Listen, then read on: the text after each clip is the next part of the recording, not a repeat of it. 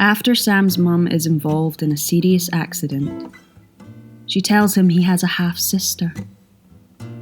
Sam decides to find her, but the only information he has to go on is the name of the town where her dad lived over 20 years ago. He travels there anyway. On his arrival, a woman greets him outside the railway station with a tray of herbal tea samplers. Her name is Colette. It's raining, so he gives her his umbrella. They become friends. 2 weeks later, Sam and Colette are talking about their families. Sam's parents divorced when he was young. Colette never knew hers. She was raised by foster parents called Rob and Jill. They eat custard creams while watching the One show. Colette cries with laughter during a segment on police dogs. That night, as they're walking back from the pub, Sam asks if they might be related. "I'm looking for my half-sister," he says. "No." "How can you be sure?" "How likely is it?" "I don't know." "We both look Asian, so we must be related." She holds his arm, the alcohol inside her like a large balloon tugging her off the ground. If she weren't holding on to him, she could float away. Colette was 6 years old when her foster parents came to collect her from the train station. Jill laughed, and Rob gave her a balloon. 10 years later, when Rob died, Jill found things hard. She stopped preparing meals, stopped laughing, developed a crick in her neck. It was painful to look at Colette. Then Sam arrived, at the same station, holding an umbrella instead of a balloon, and it felt like a sign. She couldn't say any of this to him, in part because it was ridiculous, in part because if she said it, it might not come true. After you left, I shut my eyes, a prolonged blink in which I saw an empty forest, which means a forest empty of me, myself, an empty forest. And when my eyes open, you weren't gone. I wasn't there.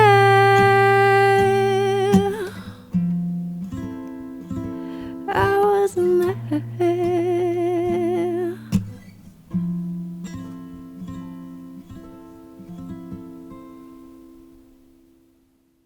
There's a new moon. Sam and Colette have grown closer over the summer. Lying in bed drinking tea, their voices overlap and become one. It's not that I didn't think about race. I was the only Chinese-looking girl at school. But boys would ask stupid questions like if I wore a kimono or was into hentai. Girls would say things about my skin and eyelashes. They broke up when I was 12. She had boyfriends, most of them white, most of them fine. One was called Graham and he took me to the zoo. He got angry because they didn't have pandas. The pandas hate it here too, Graham. I guess, looking back, I'd eat alone, go home straight after school. It's not like there weren't options. I got invited to birthday parties and things, but pretend I was busy. Like, I didn't want people to pity me. I'm an only child, but I had close friends. Most of them were white. We talked about boy stuff, played video games. I remember going to a friend's house and he had this stack of FHMs so high he put a bowl of crisps on top. Jill and Rob were great. Jill was different then. They would have done pretty much anything for me, I think. But they never asked what it was like. Maybe it was because, they were scared. They wanted things to be good, for it to be good. And it was. mostly. I shut a door in my head and became like one of those people who operate construction cranes. I could pick things up and put them down again. Everything's small and far away. I feel fine with how I look. As much as you can. Maybe I've let guys take things too far or been with guys I didn't like because they were into me and I didn't trust myself. I didn't think I'd make the right choice. I've been with the wrong people, sure. It's not like I've had bad experiences. I got used to not thinking for myself, not thinking I could be happy. You know, happy, the way some people are. The way they know when they've made a choice. They know when someone likes them and they like them back and they're happy. Once we were 7 golden birds in matching suits with slightly different shoes, who 7 days a week woke up before the leaves turned green, and with our little tweezers kept the park most clean.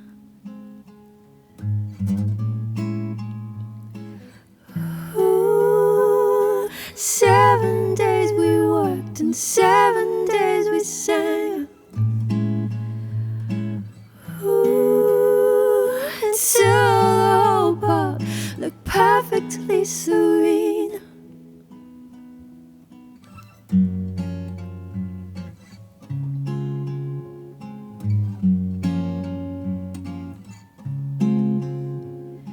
Apple peel, silk screen, new paint sheen.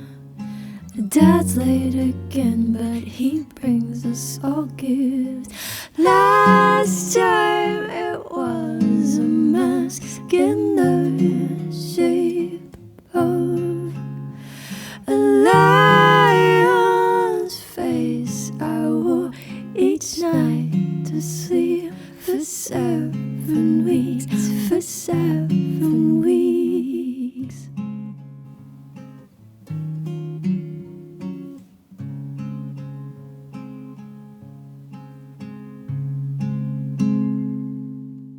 It's August, and so hot that Sam can almost see the beads of sweat hanging in the air, gravityless. He thinks about Colette, about how much he wants to talk to her. Stress comes in bundled waves. He laughs. On his way back from the shops, 2 boys follow him. One says he has a knife. The other asks for his wallet. It ends meekly. He gives them a £10 note and they run away shouting, "Chink!" Sam wants to talk to Colette, but he can't find her anywhere. When he gets back to his flat, he opens his laptop and finds a document called Family Scenarios. Not long after they met, Sam and Colette started making up these family scenarios. Sometimes they would just be sentence-long ideas, alternative families, ideas about the family. Sometimes they were complicated vignettes involving animals, and the setting might be the moon.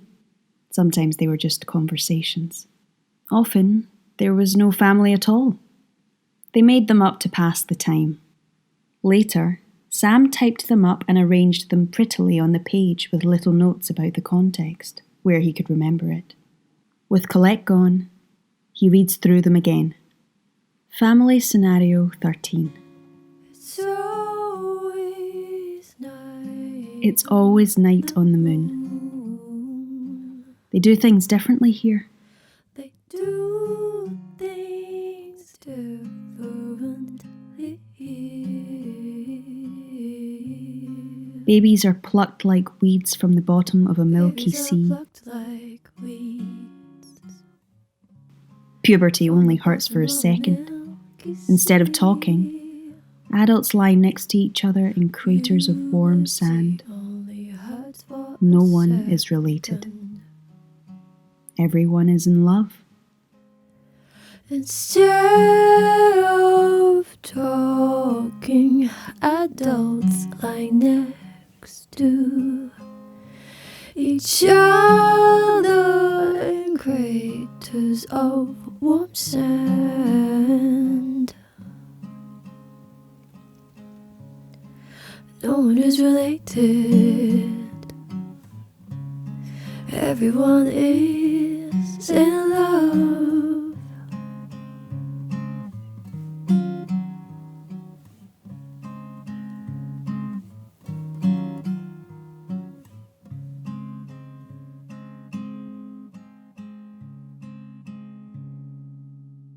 Sam can't remember who said this, or if they both did.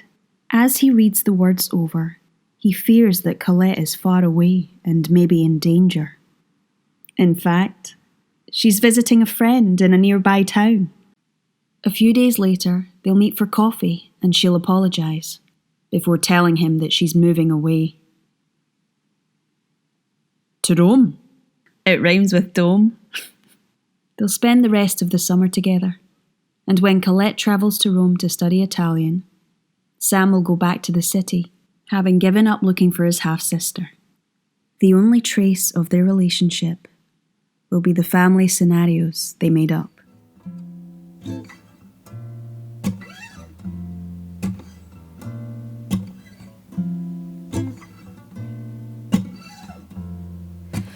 What if I had a brother